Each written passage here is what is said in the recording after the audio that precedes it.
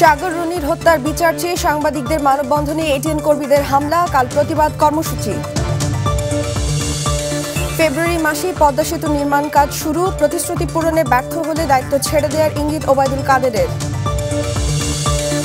সংবাদ প্রকাশে গণমাধ্যমকে আরও সচেতন হতে হবে বললেন দুদক চেয়ারম্যান, কাল আসছে কানাডীয় পুলিশ। মাওলানা সাঈদীর জামিন আবেদন নাকচ, গোলাম আজমের বিরুদ্ধে সাক্ষ্য গ্রহণ 1 জুলাই পর্যন্ত মুলতবি। এবং ঢাকার বাতাসে বাড়ছে সীসার পরিমাণ, হৃদরোগ ও ক্যান্সার ঝুঁকির মধ্যে 2 কোটি মানুষ।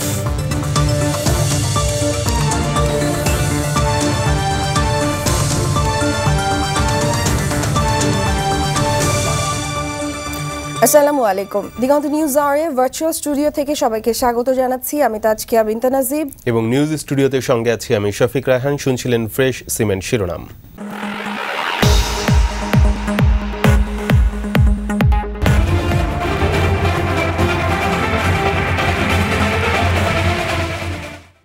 রাজধানীর বাতাসে দিন দিন বাড়ছে সীসার পরিমাণ। এর প্রধান কারণ ডিজেল চালিত মোটরযানের ধোঁয়া।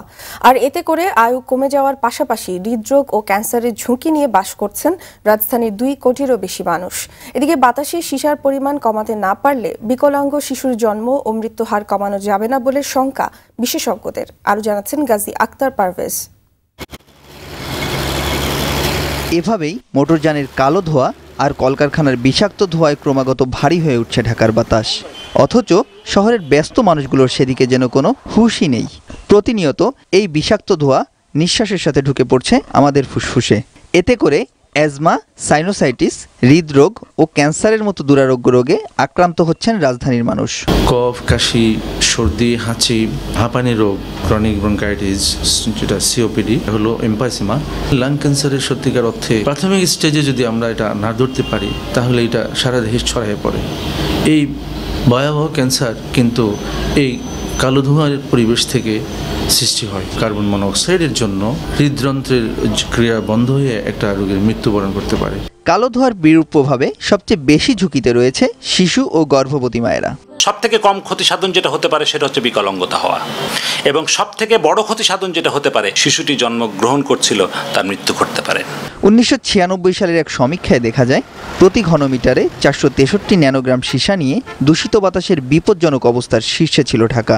আর 2012 সালে যুক্তরাষ্ট্রের ইয়েল ও কলম্বিয়া বিশ্ববিদ্যালয়ের প্রতিবেদনে দেখা যায় 132টি দেশের মধ্যে দূষিত বাতাসের শহরের তালিকায় ঢাকার অবস্থান 31তম শীর্ষে। ট্রাফিকের ধোঁয়ার মধ্যে পড়ে তখন তাদের হার্ট অ্যাটাকটা হয়, এবং এটা কিন্তু একটা তাৎক্ষণিক প্রতিক্রিয়া কালো ধোঁয়ার।